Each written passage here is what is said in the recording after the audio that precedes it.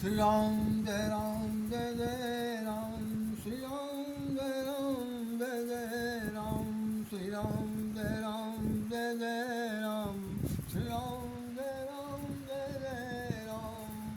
सीताराम सीताराम सीताराम कहिए, जाई बीते राखे राम आई बीती रहिए। हरे राम राम राम हरे हरे, हरे कृष्णा कृष्णा कृष्णा हरे हरे। हरे राम राम राम हरे हरे, हरे कृष्णा कृष्णा कृष्णा हरे हरे। सीताराम सीताराम सीताराम सीताराम सीताराम जय सीताराम सीताराम जय सीताराम, सीताराम सीताराम सीताराम जय सीताराम। राधे श्याम राधे श्याम राधे श्याम राधे श्याम। सीताराम सीताराम सीताराम सीताराम, राधे श्याम राधे श्याम राधे श्याम राधे श्याम। कबीरा खड़ा बाजार में, मांगत सबकी खैर, ना काहू से दोस्ती ना काहू से बैर। लालिया देखन मैं गई, मैं भी हो गई लाल, लाली मेरे लाल की जित देखूं तित लाल। लालिए देखन मैं गई, मैं भी हो गई लाल। ऐसी करनी कर चलो हम हंसे जग रोए, ऐसी कबीरा खड़ा बाजार में, मांगत सबकी खैर, ना काहू की दोस्ती ना काहू से बैर। आपके सामने आज भक्ति जगत भगत जगत के बहुत ही प्रकांड विद्वान संत प्रवर संत कबीरदास जी की जयंती है। उनके बिना हिंदी साहित्य का एक समझिए कि स्तंभ है जो बिल्कुल आधा अधूरा है, कुछ नहीं। जैसा कि सब कुछ उनके बारे में कहा जाता है कि अपने जीवन काल में हमारे कबीरदास जी ने जो कुछ भी लिखा वो साहित्य किसी मतलब उस साहित्य की कोई तुलना नहीं है, उस साहित्य का कोई मूल्यांकन इस तरह से नहीं किया जा सकता कि कोई उसकी बराबरी की जा सके। तो ये एक लेख आपका आपका सामने हमारे लेख छपा हुआ है। इसमें हमारे चित्र भी दिखाई पड़ा कि लाली देखन मैं गई मैं भी हो गई लाल। इसमें देखिए मेरा नाम भी कहीं छपा हुआ दिखाई पड़ा हुआ, जरूर आप देखें नाम छपा हुआ। और ये कैनविस टाइम्स में 23 जून से 29 जून के बीच का जो साप्ताहिक है उसमें ये छपा था 2013 में। दूसरा ये हमारा है योगाचार्य के साथ फक्कड़ का दर्शन, फक्कड़पन का दर्शन। चूँकि सदुपरी समाज में रहने के कारण हमारे कबीरदास जी को फक्कड़ी साधु सदुपरी कहा जाता था। इसमें हमारा एक लेख छपा हुआ, इस लेख में भी देखेंगे आप हमारे नाम कहीं पर जरूर दिखाई पड़ा, हमारा नाम राधे श्याम राधे लिखा हुआ है, देख सकते हैं आप। इसके बाद एक हमारा दूसरा लेख छपा है, कबीरा हम जब पैदा हुए हम जग हंसा हम रोए। कबीरा जब हम पैदा हुए जग हंसा हम रोए, ऐसी करनी कर चलो हम हंसे जग रोए। ये कबीरदास का इस पर हमने लिखा था। ये जन संदेश टाइम्स में छपा था 22 जून 2013 को, कबीर जयंती 23 जून को थी। इसमें भी हमारा नाम लिखा हुआ है और उस वक्त जो मेरे पास फ़ोन नंबर था वो फ़ोन नंबर भी इसके अंदर एंट्री की है। तो ये 2013 का लेख है। इसमें कबीरा जब हम पैदा हुए जग हंसा हम रोए, ऐसी करनी कर चलो हम हंसे ले रोए। आइए इस पर हम लोग थोड़ी सी चर्चा करते हैं। भक्ति काव्य में अगर कोई संसार में कम से कम भारतीय संस्कृति सभ्यता के अंतर्गत जितने भी भक्ति कवि हुए हैं उन कवियों में कबीरदास जी का नाम एक प्रकार से शिरोमणि के रूप में लिया जाता है। जैसे संत शिरोमणि तुलसीदास जी का नाम है, कबीरदास जी का नाम है, सूरदास जी का नाम है, उसके बाद अन्य नाम आते हैं कि दादू दयाल भी हैं और आपके मीराबाई भी हैं, अन्य और भक्त कवि हैं जिनके नाम आते हैं। लेकिन कबीरदास जी ने जो कुछ भी संसार में लिखा उसके लिए प्रेमचंद ने वो पंडित रामचंद्र शुक्ल ने ये कहा था कि सार सार सूरा लिखी तुलसी लिखी अनूठी, सार सार सूरा लिखी तुलसी लिखी अनूठी, बची खुची कबीरा लिखी, बाकी लिखी सब झूठी। सारे संसार में जिसने जिसको लिखा तो सबसे ज़्यादा सार तो सूरदास जी ने लिख दिया। तो सार निचोड़ था सूरदास ने लिखा, क्योंकि प्रेम सागर लिखा, सूर सागर लिखा। उसके बाद तुलसी ने अनूठा लिखा, ऐसा लिखा जो अनुपम है, अनोखा है, अद्वितीय है, अपने आप में एक अतुलनीय है। इसके बाद कबीरदास जी ने जो लिखा वो इन दोनों से जो कुछ बच गया था या इनके मंथन से जो कुछ सार निकला था, जो तत्कालीन समय से लेकर के आज तक प्रासंगिकता का एक कोट में आता है, उसमें कबीरदास ने लिखा। तो बची खुची कबीरा लिखी, बाकी लिख सब झूठी। ये बात प्रेम आपके रामचंद्र शुक्ल ने अपनी पुस्तक में एक जगह पर इसका निबंध लिखते समय उन्होंने लिखा है। तो आपने अपने जीवन में बहुत से कबीरदास के पद दोहे सुने होंगे, पद सुने होंगे, और उन पदों में भी कबीरदास ने क्या क्या नहीं लिखा। जैसे वो अपने आप को राम की पत्रिया मानते थे, राम की अपनी दुल्हन मानते थे, राम को अपना पति मानते थे। उन्होंने एक दोहा लिखा था, मैं जिसको सुना रहा हूँ, लेकिन मेरा जो मूल उद्देश्य है वो कुछ और है, वो मैं बता देता हूँ। उसमें उन्होंने लिखा, प्रीतम को पतियाँ लिखूँ, प्रीतम को पतियाँ लिखूँ, जो कहूँ हो विदेश, तन में मन में नयन में, अरे भाई ताको कहाँ संदेश। कबीरदास से पूछा गया, भाई क्या लिख रहे हो? उन्होंने कहा, पत्र लिख रहा हूँ। किसको लिख रहे हैं? अपने प्रीतम को। सब लोग हंस पड़े, कह रहे भाई तुम तो सबके प्रीतम खुद हो, खुद तुम्हारा प्रीतम कौन सा आ गया? कहें तुम नहीं जानते हो, वो हमारा प्रीतम जो है ना, वो अदृश्य दिखाई नहीं पड़ता, स्थूल जगत में नहीं है, सूक्ष्म जगत का स्वामी है, और वो मेरा प्रीतम है, प्यारा है। मैं उसको पत्र लिख रहा हूँ। तो पत्र लिख करके कहाँ डालोगे? कौन से डाकखाने में? क्या पता है? कहें कि प्रीतम को पतियाँ लिखो, जो कहूँ हो विदेश। तो वो खुद ही उनसे पूछ रहे हैं, कह रहे भाई प्रीतम को पतियाँ अगर मैं लिख रहा हूँ तो अगर कोई विदेश में हो तभी तो लिखेंगे। हमारा भाई पति मुझसे दूर हो जाए, कोसों दूर हो जाए, को मेरा प्रीतम दूर हो जाए, मेरा प्रेमी दूर हो जाए, मेरा इष्ट दूर हो जाए, तो दूर रहने के पर कम से कम कुछ नहीं संदेश लिखा जा सकता था। ये उस वक्त की बात है जब पत्राचार चिट्ठी या पत्री चलती थी। आज के परिवेश में उसकी कोई तुलना नहीं है। आप ना चिट्ठी रह गई, ना पत्री रह गई, ना प्रेम रहा, ना भाव रह गया, कुछ नहीं रहा। केवल व्हाट्सअप पर भी हेलो हाय के बाद सारे जिंदगी का सार तत्व वहीं पर खत्म हो जाता। तो कबीरदास जी ने जब लिखा कि तो अगर मेरा पति प्रीतम दूर होता तब तो लिखते, तो फिर कहाँ है? कहें कि तन में मन में नयन में, ताको कहाँ संदेश। मैंने भक्त का भगवान के साथ साक्षात्कार हो गया। वो नेत्रों की झिलमिलाती हुई रोशनी में उनका प्रीतम झिलमिलाता हुआ सौंदर्य प्रधान छवि के रूप में दिखाई पड़ा नयन में, और तन के रोम रोम में समाहित है, जो तन में है, मन में है, और जो ताको कहा संदेश।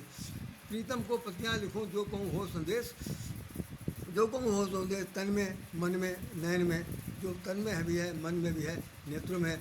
जैसे सूरदास की गोपिकाएँ कहती हैं, उनमें माखन चोर बड़े, और अखियाँ हर दर्शन की भूखी मीराबाई कहती हैं।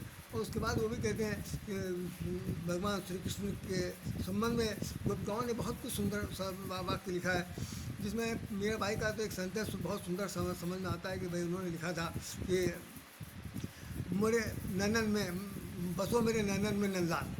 जो नेत्रों में बसा है उसकी बात करते हैं, वो नैनों में बस गया और उस भगवान को उन्होंने बसा दिया। तो ये सब ऐसे भक्त कवि हैं जो भक्त और भगवान के साथ साक्षात्कार करने की अनुभूति को अपने शब्द शैली में लिख कर दे दिया।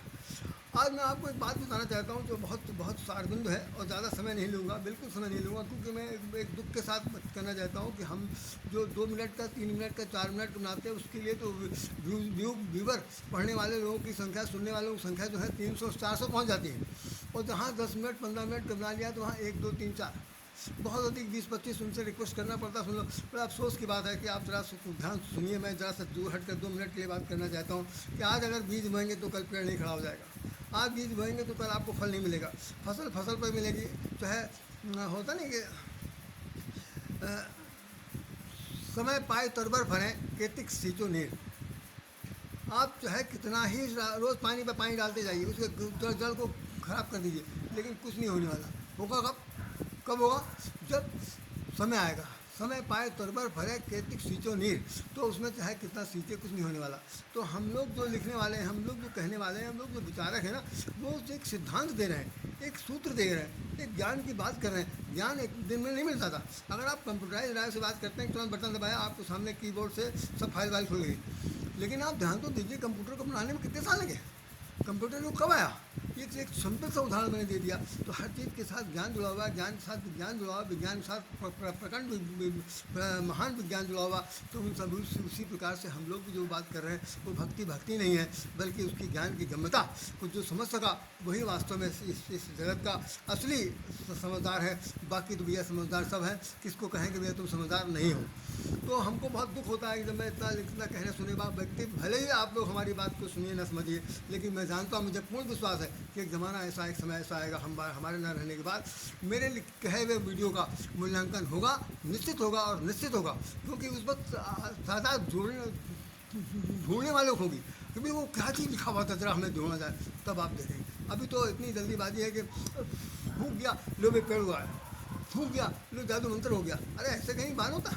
तो कम से कम सुनने का समझने की कोशिश करिए। मैं ये बता रहा था कि कबीरदास जी ने एक बात लिखी जो बहुत सुंदर है।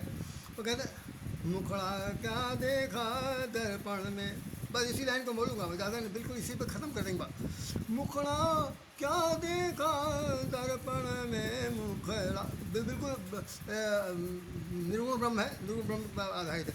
वो जितने भी संसार के लोग हैं ना, उनसे वो कह रहे हैं कि क्या बात भाई राज शाम क्या कर रहे हो? सकल बार बार जा करके उसमें शीशे के सामने खड़े होकर देखते हो सकते हो, क्या चीज़ देखते हो? चेहरे में क्या चीज़ दिखना चाहते हो? मुखड़ा क्या देखा दर्पण में, क्यों? तेल चूहे तेरे जुल्फन में, ये नेत्रों ये बालों के अंदर से तेल चूरा और उसको तुम साफ नहीं कर पा रहे हो, साथ साथ बार बार जा करके शीशे में शकल देखते हो। तो ये भाव यहाँ पर बताया गया है कि दर्पण में देखना, तात्पर्य दर्पण में देखने का मतलब जैसे देख हर आदमी, आप भी जानते होंगे, अगर जैसे कहीं बाहर निकल के जाना है, किसी से मिलने जाना है, दरवाज़ा खोल के किसी से मिलना है, किसी ने घंटी बजाई तो दिखना है, तो देखने से पहले सबसे पहले तुरंत शीशे के सामने खड़े होकर के हम लोग अपने बाल झाड़ते हैं। ठीक हो गया? चलो भाई लाओ बात है। तो क्या चीज़ ठीक हो गया? इसका मतलब कुछ बना है, जो बिगड़ा हुआ था उसको बना करके अपने आप की प्रस्तुति देने जा रहे हैं, ठीक करने जा रहे हैं। तो कबीरदास जी पूछ रहे हैं क्या चीज़ देख रहे हो?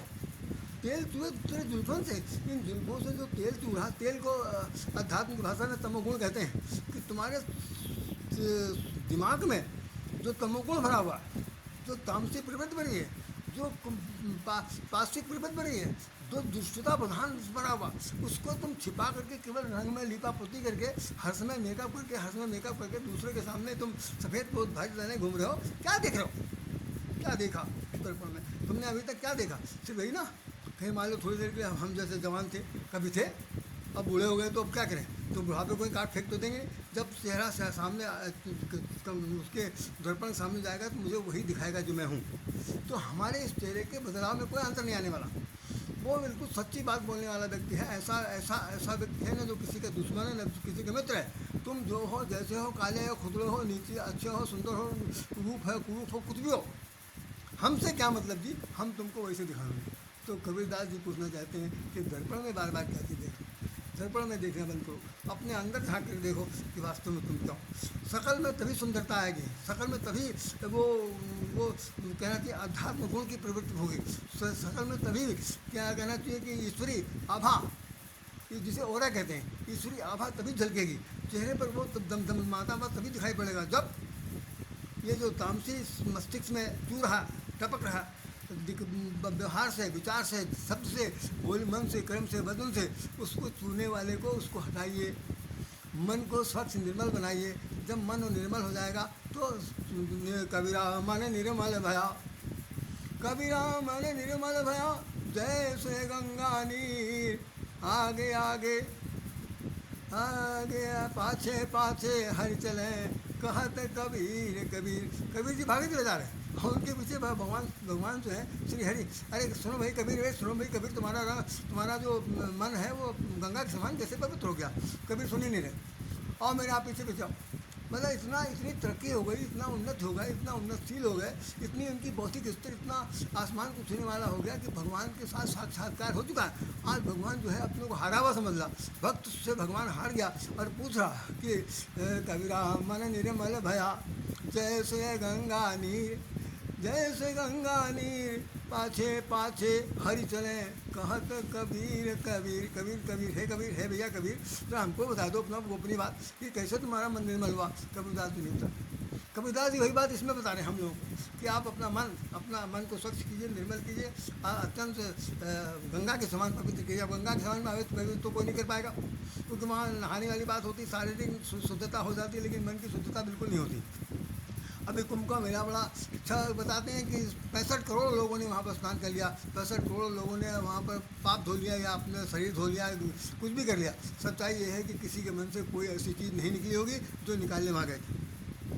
कड़वा सच बोलो, हम चाहिए निश्चित रूप समझ लें कि पानी तो सिर्फ केवल धो सकता है, लेकिन मन का मैल धोने के लिए तो भाई एक बहुत बड़ा साबुन चाहिए। उस साबुन का नाम जानते हैं क्या? संसारिक मोहमाया को दूर करने वाला, उसका नाम बैराग है। बैराग के साबुन से ज्ञान का पाटा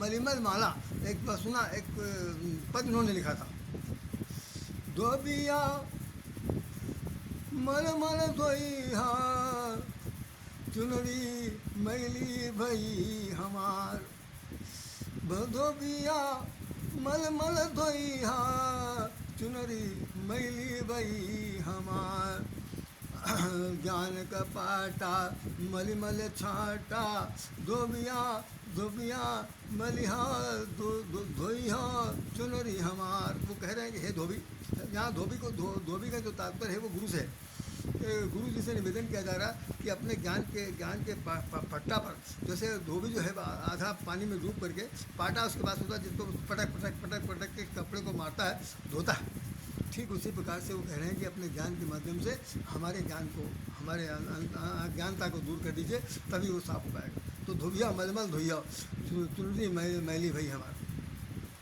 यही बात कहने वाला कबीरदास, जो सचमुच कहते हैं कि वो दास कबीर ने ऐसी हो रही जो कि त्यों धर दीनी चदरिया। कि हम लोग अपने शरीर को, उनके पास कमाल नाम का पुत्र भी था और नीरू नीमा नाम के पत्नी, वो माता पिता थे और उनकी बीवी, सभी को लोग थे। इतने सांसारिक पारिवारिक जीवन जीते हुए भी कबीर जो थे वो सांसारिक जीवन से बिल्कुल ऊपर उठ चुके थे। उनको कोई समझाने में आने वाला था, वो अच्छों को समझाने के लिए तो सब लोग उनको, कुछ लोग तो डर के मारे नहीं जाते थे कि अभी बच्चा उखड़ धर देंगे। और कोई उस ज़माने में इतना ज़्यादा सशक्त व्यक्ति था, कोई बोल नहीं सकता था। आज की तारीख में अगर ऐसा कोई बोल बाल दे तो समझ लो पता नहीं कौन कौन सी सज़ा हो जाए, मानहानि का दावा हो जाए और पता नहीं कितनी बड़ी बात बन जाए। लेकिन कबीर ने अपने समय में जितना रोब के साथ, गर्व के साथ, आत्मविश्वास के साथ दिया, ऐसा इस संसार में दूसरा कोई भक्त कभी जी नहीं सकता। हम कबीरदास के चरणों में सतकोट नमन करते हैं और आप लोगों से निवेदन करते हैं कबीरदास के साहित्य को, कबीरदास के पद को कबीर को पढ़िए, सुनिए, समझिए और उसका ज्ञानार्जन कीजिए। हमने तो कुछ भी नहीं बताया, बहुत संक्षेप में आप लोगों को बता दिया। आप इसको पढ़कर अपने मन को निर्मल करिए ताकि आपके पीछे भगवान एक बार दौड़ सकें। जैसे आप भगवान के पीछे दौड़ रहे हैं, भगवान आपको नहीं मिल रहे हैं, एक समय ऐसा आ जाए कि भगवान आपके पीछे दौड़े और आप उनको तरफ कहें बस अभी मिलते हैं। तो ये आपको दर्पण में देखना है। तो दर्पण में देखना क्या चीज़ है? अपनी सिर्फ बुराई को देखना है कि जैसे चेहरे की हर बुराई को, हर तरह के दाग को, हर तरह की किसी भी तरह की कोई चीज़ है उसको हम दूर करना चाहते हैं, साफ कर लेते हैं, ठीक ठाक करके तब चलते हैं। ठीक वैसे ही आप अपने मन को भी साफ़ सुथरा बना लीजिए जिसमें नहीं दिखा जाए। तो अंतर झाँक के देखना है, अंतर मन में उस तक नेत्र को जगाना है जिससे आप कम से कम संसार में नहीं भगवान के परम प्रिय बन जाए। इसीलिए उन्होंने पूछा है, मुखड़ा क्या देखा दर्पण में, तुम क्या देख लो। यहाँ तो एक लाइन में बोल दूँ 10, तो चलिए अब नहीं, समय नहीं है। इन्हीं शब्दों के साथ राय श्याम राधे हृदय से नमन करता है। शुभकामनाएं, जय श्री राम, जय श्री